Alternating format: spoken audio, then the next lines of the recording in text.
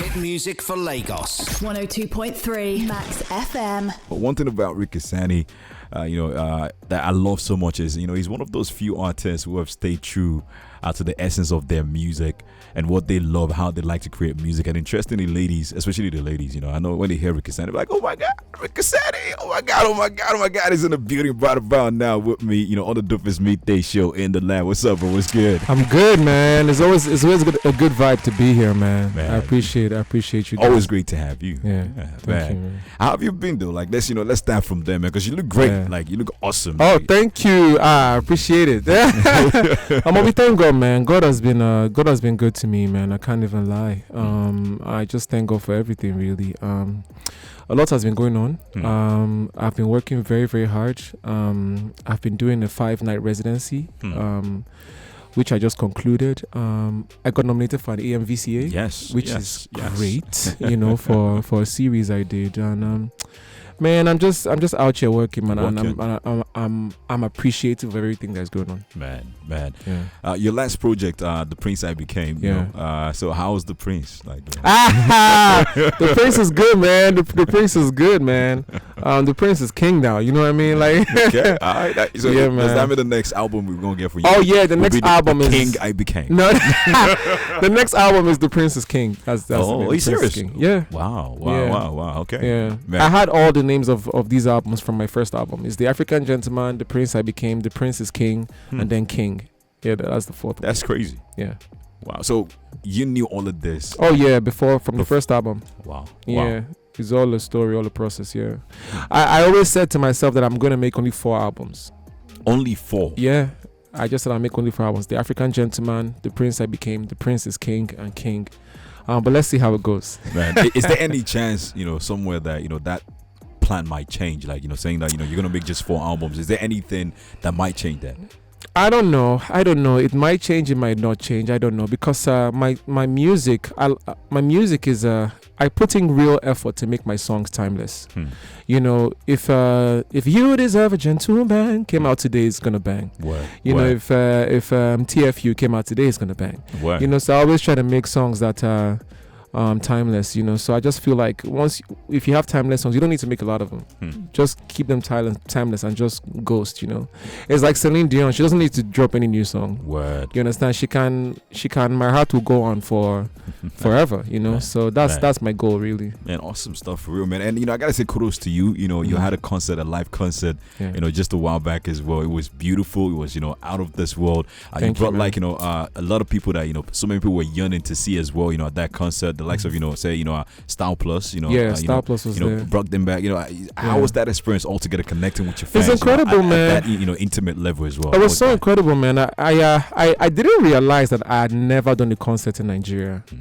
I didn't realize that, because we've always performed outside Nigeria. I never realized. I think it was until I had some kind of like Twitter drag, about some Burna Boy thing or something, and then somebody was like, "I look at this guy. Nobody knows you in Nigeria. I can't even fill out any hall." And I'm like, "Oh, that's true. I've actually not filled out. I've never done any hall." So, almost like the next day after that tweet, I went and I paid for Terra Culture for 2 days, and I just did the show, and it was sold out completely, and tickets were 20K, man. And they were the most expensive tickets last year, and I thank God that people actually came out to see it, So I thank God for that hate, really, because I something I never thought about, because I'm a businessman, and before now, to be honest, I never really made a lot of money in Nigeria. This is not a drag, this is just the truth. Like, for some reason, my music just blew up outside Nigeria, in Colombia, and in America. You've seen those shows, America and Colombia and Europe. So I was facing. If your tomato is selling in Jos, just go to Jos. Don't be trying to sell it in. So you know what I mean. So I was just going and doing other shows outside Nigeria. I didn't know that I needed to do it here, because my market really wasn't here as much. So I was like, oh, okay. So let me do. And to my surprise, people really came out. Well, I kind of expected it, because I've also been here a while. But yeah, it really came out really, really well, and I thank God for that, man. But then you have a new song out right now. We're gonna get back to more conversations when we come back in a bit. That is an interesting story that we will touch on when we come back in a bit. I heard the record. I loved it. Thank you, because I love the fact that you added a bit to it. You spiced it up. switch it up a little bit, and then you're telling a story about girls. Yeah. You found the balance with it. You said the truth, and then you still said I love you, right? I got love for you, still. But we know say we know some money should define. What I mean? But let's go play that record. I feel like this one is also going to cause some. When you did TFU, there was a lot of wala. Yes, there was. Hit music for Lagos. 102.3 Max FM.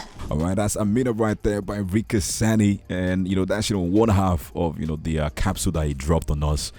2 songs popped out, Amina and The One. But first and foremost, let's dig into this one though. Yeah. What's the story like? Where did the story come from? Yo, man, like what's the motivation?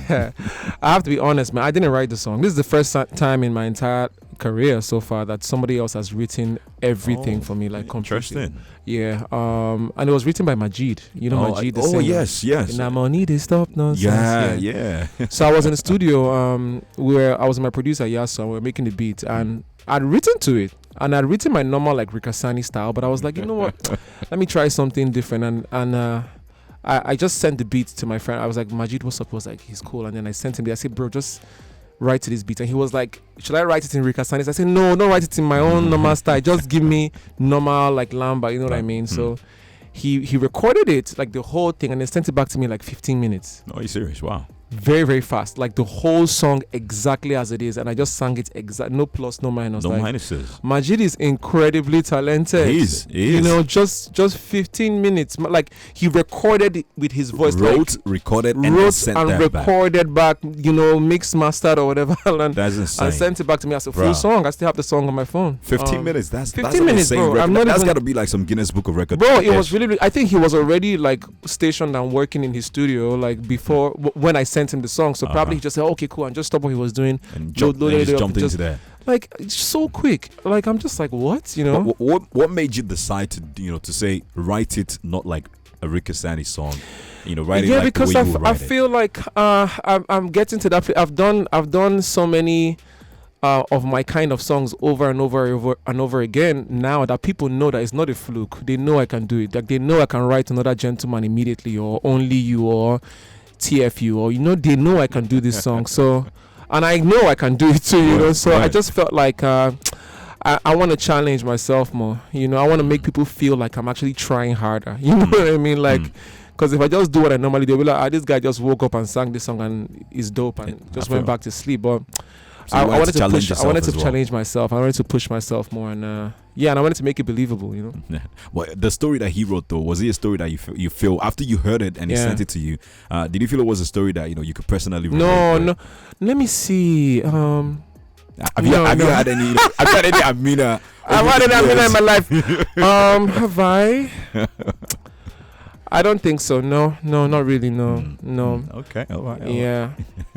So, but then, this song came out, with another one accompanying it. We're called The One. The One. We're gonna, play that record in a bit. Tell us a bit about The One before we jump into that.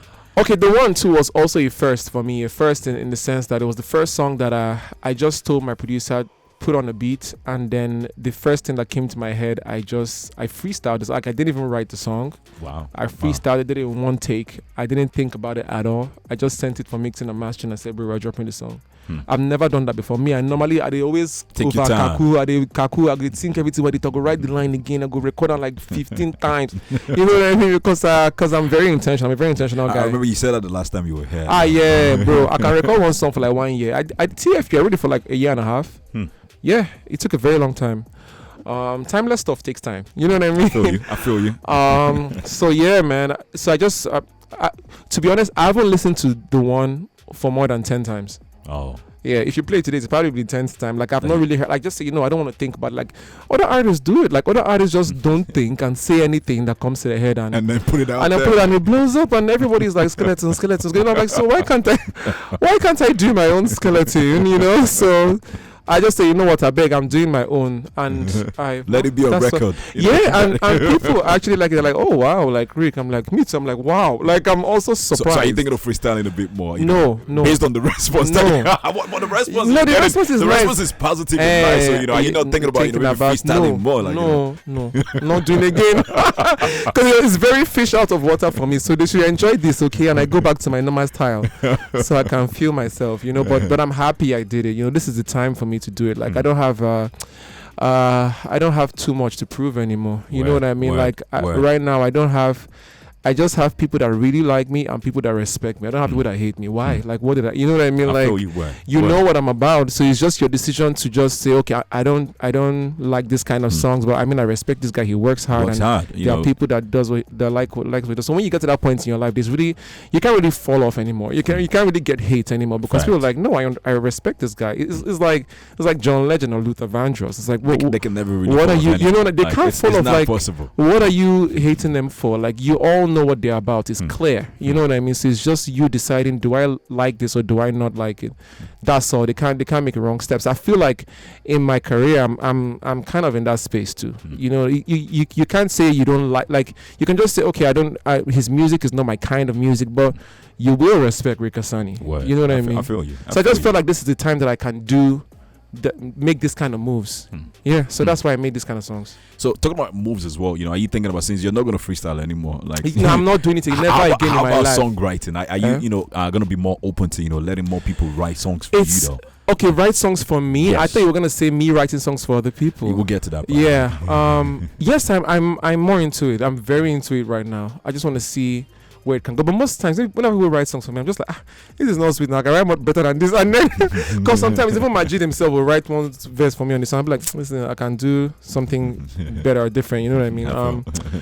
So yeah, this is not shade to anybody. I know what I feel. Yeah, but I'm very open to writing now. At least I'm a lot more stable now. At least before I was trying to blow and trying to make sure I had an income and trying to make sure I was stable. But now I'm stable. I can afford mistakes. I can financially afford mistakes. Like I can afford to not have a hit song for 2 years, and I'll still be okay. I can still afford what I need to afford until another big hit comes along. I feel you. Yeah, but for writing songs for people is my dream. Oh, are you serious? Wow. It's my dream to write a big hit for like an Oma Omi or something. Yeah, I even messaged her. I've been trying to write her a song. Like, it's my dream. I'll be so happy. Wow. Yeah. Have you written for anyone thus far? Like, I tried writing for Tijan. Okay. I sent him a full song.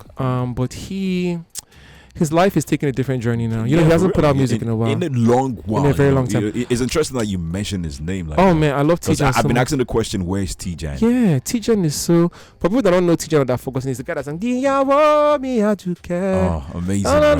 Like that song is one of the greatest Nigerian love songs of all time. Ever. Forever. Yeah, Tijan has one of the greatest R&B Nigerian voices of all time. I just wish he stayed around a little bit longer for people to really give him that rep and that respect. You know what I mean? But his voice is incredible. A lot of people can't touch it. I don't think I can even touch Tijan. Disagree. Like, I'm telling you, his voice is so incredible, and I miss him so much. Man, I do as well. I can tell you that for a fact. A couple of times I actually even reached out to him on Instagram. Hit his DM, and then we had this brief conversation. But for another day.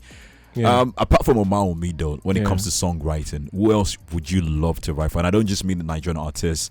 I mean even from all around the world as well. What are those people that you would love? Because this is a big dream for you that you love to pen a record for. Yeah, I would like to write for. Okay, I would like to write for Usher. Okay. I've written for Usher before, but he just didn't use the song. He said his song's not nice. I wrote for Usher. Are you serious or messing with me? No. I don't think that's what he personally said, but I think it's his team that were like, because I actually sent the song out. Very incredible song. And the funny thing. That this song he had back in the day called "Moving Mountains." This song that I wrote for him, it sounded like that too. A bit similar to that. Now, so maybe they have used my own to go and do their own. They tweak them. Let's just let it go, And then I also wrote for Nico and Vince back in the day. Okay. Am I wrong? Yes. Yeah, I wrote for Nico and Vince back in the day. But I would really like to write for Usher, for Neo. Oh, okay. I know writing for Neo is like selling water to a whale. Yes, You know, actually, but because Neo is incredible. But it's I like would selling like to, water to the ocean. you understand, like, you know. But it will still be awesome. You know. Oh for that yeah, to it will happen. still be awesome. Neo, I like to write for Neo. I like to write for, maybe for like Celine Dion or Tony Braxton or Brian McKnight. Oh my God! Yeah, you just took me back to growing up. Oh yeah, man. Back at One was one of my favorite. Oh my God! Oh God! Some people don't understand. Let's go. They play won't some music. understand. Let's go They play the won't one. know. We'll come back to this combo in a bit for real. All right. Hit music for Lagos. 102.3 Max FM. All right, that's the one right there, man. The other song that popped out, Ric Hassani decided to give us like a double dose of magic this time around. Not one single. He said, let me give you two. It's the beginning of the year. Let's take two right there, man. Yeah. And then we're talking about just a while ago other things that you said you would love to do, which is songwriting. But then I'm curious, now that you mentioned it, what are the other things that you would love to do apart from music as well?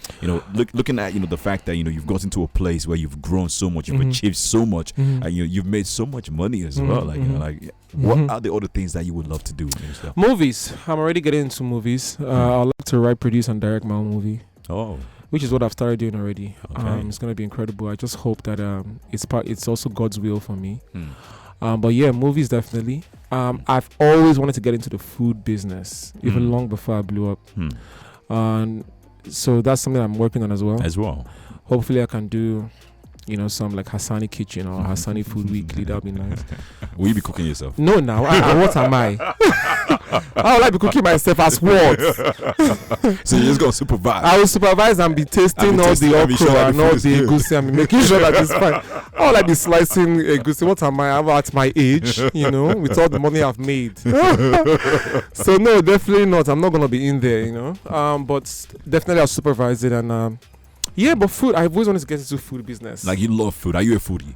Not really, no, but I like food, but I don't know. How do I say it? I like business more than I like food. so you're not a foodie, but you love business. I'm not really a foodie, but I like very good things. And because I eat every day, food just happens to be one of the things, because it happens to me every day, so I'm very particular about. I'm the kind of guy that like if somebody's serving me food, even if it's eba, whatever it is, if you don't make the eba into a ball, if you don't make the rice into a cup, I can't make eat the rice it. look like a pyramid. I cannot eat it. Even in my own personal house, I can't eat it. Are you serious? Yeah, my chef knows, everybody knows. Interesting. I just can't, it's just like, I don't know. I just have this thing for very well done things and beauty. It's always been my thing, and I just feel like, man, I always even used to say, like, the way to change Nigeria is if you just make Nigeria fine, people go behave themselves. I've seen a lot of people that, even maybe street guys or whatever, all these alaye guys, when they get into a setting, if they come inside my house, they behave themselves, because it's everywhere is very clean and you don't want to misbehave there. So imagine if if you see some alaye guys when they move to certain places in America, or even they change, or even in Nigeria, if you just they go find place like Banana Island, begin to behave like, say, you understand, you go comport. So that's why I'm very passionate about good looking stuff and beauty. Like, it can really change your mindset and change your character, and it's very difficult for humans to change. You know that, like, it takes a lot of consistent work. True that. But if you have constant beauty around you, it just subconsciously changes your mind and affects your mind. You know what I mean? Like, I've seen a lot of staff that work with me, like, just because they stay around all this beauty, and they keep getting better. Like, they keep looking better, looking cleaner, because they're like, man, see where I'm around. I can't.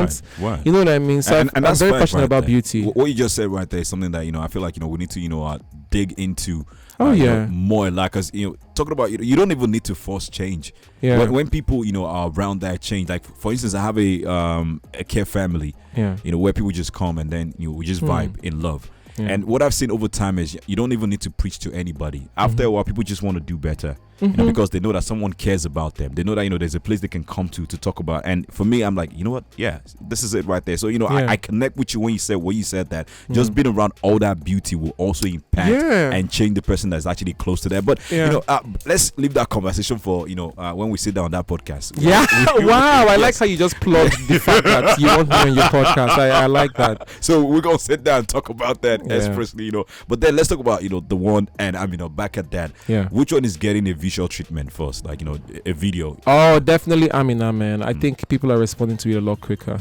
and yeah, definitely Amina first. Yeah. Okay, like so do you have a concept in mind, like an idea in mind for the video?